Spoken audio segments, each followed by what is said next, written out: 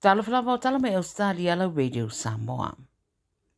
E fōringo le ato e anga i fō i lunga le tau le suau u fuai li poti le so, o whaelo ai le tau fia na iau ta ave natu a le PP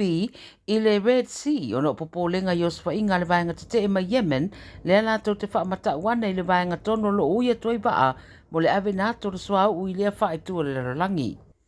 O le ofisa o le PP i London, o la tau whaeloa ua whaia le whae unga e tau fi mo le teminei le ave natu outa o le sua uma le natural gas i le Red Sea ia maisi o loa o no le tūlanga e peo na ta ua. Whai mai li poti wanga i ane le au te e lea e langolangoina le tunu o Iran, ma wha matau whai ngā malanga wa a container ma suau o lo ui atu i o lātou vai panoa. Wa ato ai lai le PP le limo company te tele le rarangi wa wha amuta matau fia mo le teminei le kiliwei na atu le suau i wha e tuia se ia iei seisi wha linga. E iei se tangata na maua mo maliu le vaenga pisi o se freeway i me le pone manatu leo leo po ringa na lave se ta vale ai le i tu wana le ta vale na lave ai i le pōna pōna tu poi le wha lave. Ta ue leo leo e talutun wina o sieri i wa maliu mai Thornhill Park sa fiala na ta vale se wha lave tau ta vale le afo se fulu tasi ana pō ma wha se e neila na ta vale le au tafo le Western Freeway e lata e chukanina ma nga ia i whafola na ta vale ai lave ai i le isi ta vale na aluatu i le lava mga ala. E manatu leo leo e le i tu wane la le tangata le e pesosoani le na fia ma lo wha awau ne ia ia lato suenga. O le waweo ngai ioia se li e swafa ia Liam Oakley, wha sauina mai eise a inga ina ua muro lato whale le tu sisipo me le pone i le pōna pō. O ripitia le 9 News o Liam o le tua oi o le ainga na afia, na ia wala wina le sosoani whapawave, ina ua ia wa aia le sasawane o alo yafi, mai le whale o le ainga le Burnside, po le tea leo le se furulua i le waweawa na leilanga.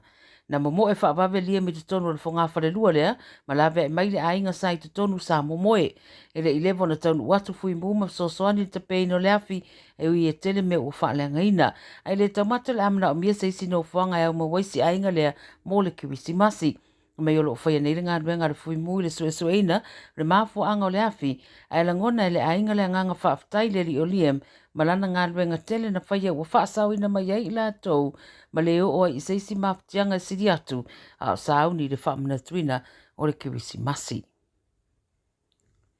Ua whaawau pele sona tapunia le National Zoo i Canberra a o whaia suenga le mafuanga le maliu o se tamaita i lea sona na fia lua suru iwa tausanga na mawolo na tino maliu le storeroom i le pito i tua o le vaenga e ei leo mukuka sa i tula o le nofuanga. E lua suru iwa fwoi tausanga o se li ina pu e na ia leo leo ma ave atu le whare mai motong fitinga o na saa whai na fwoi le whalawalawe fōringa na manu alawa ia teia.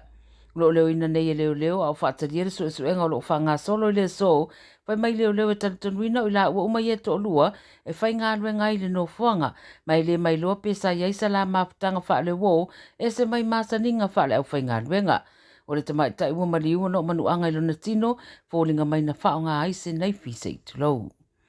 Ia ma le tala muli muli, wangi ngā fo i le upenga ta wha ilangi le soli i poti wa tā wai, le le awa iato Jerome Luai i tole ninga le Panthers, i le mai au li poti ua saini lana kon karate ono miliona i le West Tigers. Wai mai li poti le 9 Sports e ui le i wha maoni ane Luai, po le kalapo le Tigers ma le Panthers, ia wha matalanga, au lo whetaua ina lawa inisi li poti ua mai ona sainia le amarienga.